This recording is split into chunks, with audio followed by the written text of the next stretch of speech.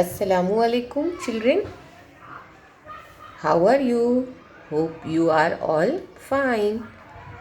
Let's read a very nice lesson, and the lesson name is The Golden Fish. एक सुनहरी मछली. Listen carefully and read with me. सुनो ध्यान से और मेरे साथ पढ़ो. Malhar was a fisherman. Malhar क्या था? एक मछुआरा बच्चों. ही lived with his wife in a little हट नियर द सी. वो अपनी बीवी के साथ एक छोटी सी झोपड़ी में जो समंदर के किनारे थी वहाँ पर रहता था. लिव्ड यानी रहता. He went down to the sea every day to catch fish. वो समंदर पर मछलियाँ पकड़ने रोज़ाना जाया करता था.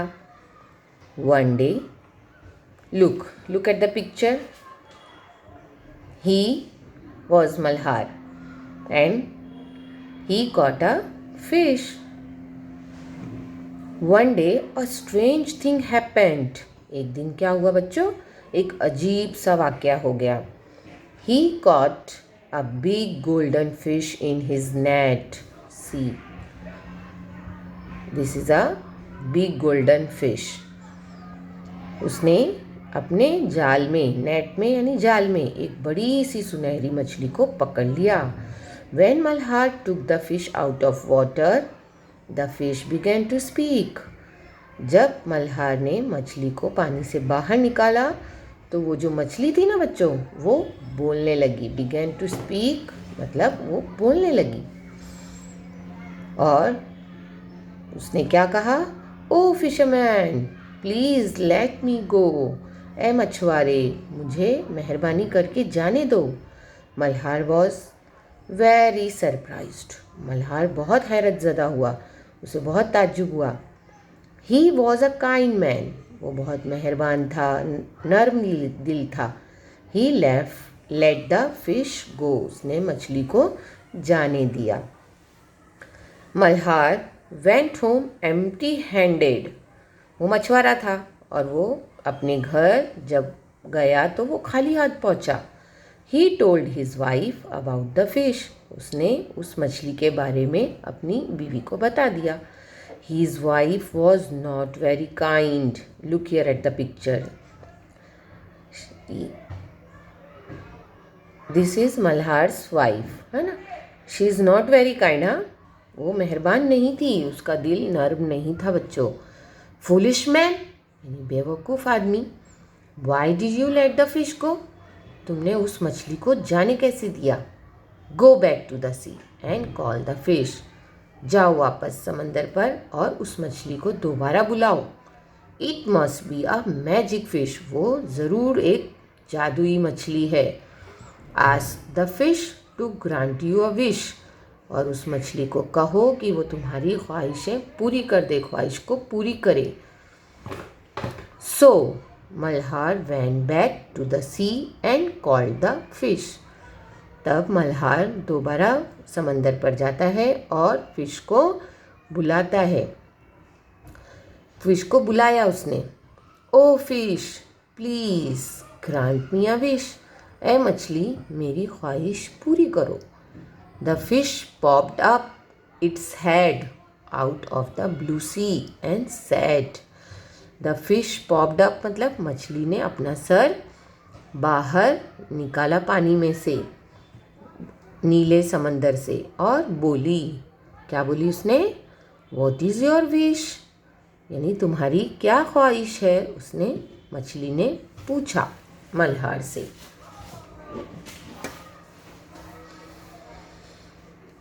I want a big house with a garden for my wife. What did Malhar said? कि मुझे एक बड़ा सा घर चाहिए गार्डन के साथ. गो back home, your wish is granted. तुम घर जाओ, तुम्हारी ख्वाहिश पूरी हो जाएगी. मछली उस पर क्यों मेहरबान है? क्योंकि उसने मछली को छोड़ दिया था ना, इसके लिए. Malhar went back home. In place of his little hut he saw a big house. Look at the picture children. हाँ, it's a big house with a garden. See, there is a garden. What a beautiful house, he said. Malhar ने क्या बोला? अरे वाह, कितना खूबसूरत घर है. Some days passed. कुछ दिन गुजर गए. Malhar's wife said to him. Malhar की बीवी ने उससे कहा, दिस इज़ नॉट इनफ. मुझे ये काफ़ी नहीं है. इनफ मतलब सिर्फ ये मेरे लिए काफ़ी नहीं है. I want to live in a castle. मैं एक बड़े से किले में रहना चाहती हूँ. I want to be a queen. और मैं रानी बनकर रहना चाहती हूँ उस किले में. So Malhar went back to the sea and call the fish.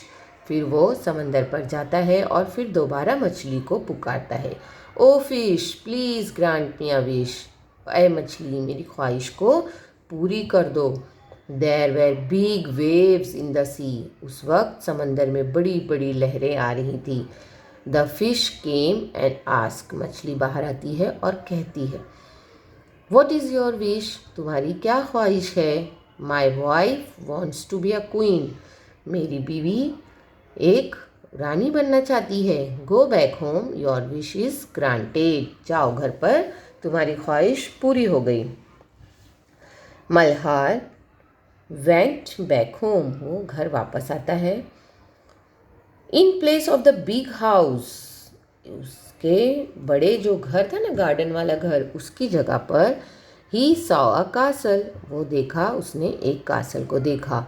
The castle had many buildings and towers. देख रहे हो आप लोग इस तस्वीर में, यानी उस किले में बहुत सारी बिल्डिंग्स हैं, इमारतें हैं, ऊंची इमारतें भी थी. There were many gardens around the castle. और उसमें बहुत सारे गार्डन्स भी थे, बाग भी थे. What a beautiful castle sad Malhar. कितना खूबसूरत ये किला है, मल्हार ने कहा. In the castle, his wife sat on a throne of a gold and diamonds.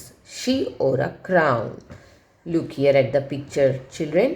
Malhar's wife sat on a throne, and of the throne made by diamonds and golds, मतलब हीरे और सोने से बना हुआ इस तख्त पर मल्हार की बीवी बैठी थी. And she wore a crown. Look here children, it's a crown. Crown means ताज. उसने एक ताज भी पहन लिया. Are you happy now ask Malhar. Malhar ने उससे क्या कहा कि आप खुश हो.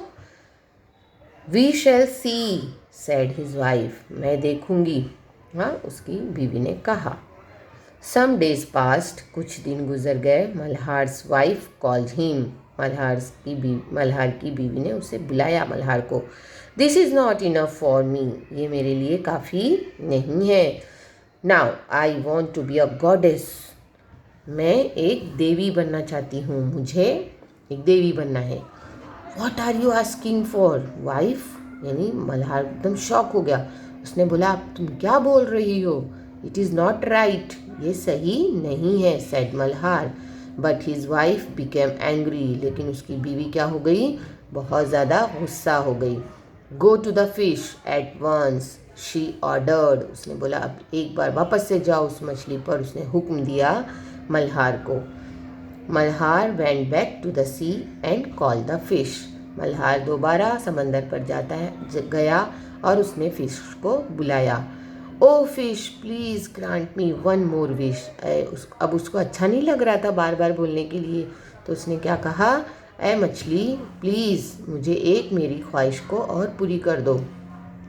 When the fish came, there was a storm in the sea. देखो बच्चों, तस्वीर में एक तूफान आया हुआ था समंदर में. The fish looked very very cross. और वो मछली बहुत ज़्यादा गुस्से में थी. What is it now. What is it now. अब क्या हो गया है तुमको. My wife wants to be a goddess. मेरी बीवी क्या बनना चाहती है, एक गॉडेस, देवी बनना चाहती है. Said Malhar in a small voice, Malhar ने हल्की सी आवाज़ में कहा।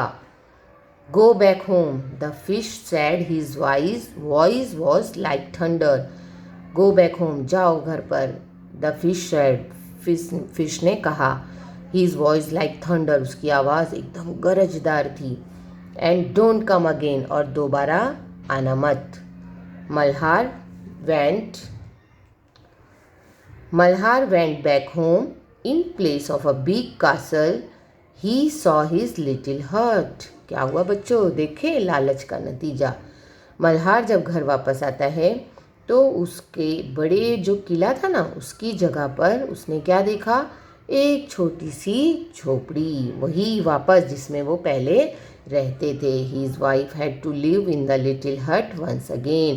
और वो दोबारा उसी छोटी सी झोपड़ी में रहने लगी।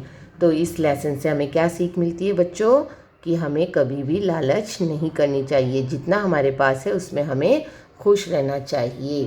Thank you.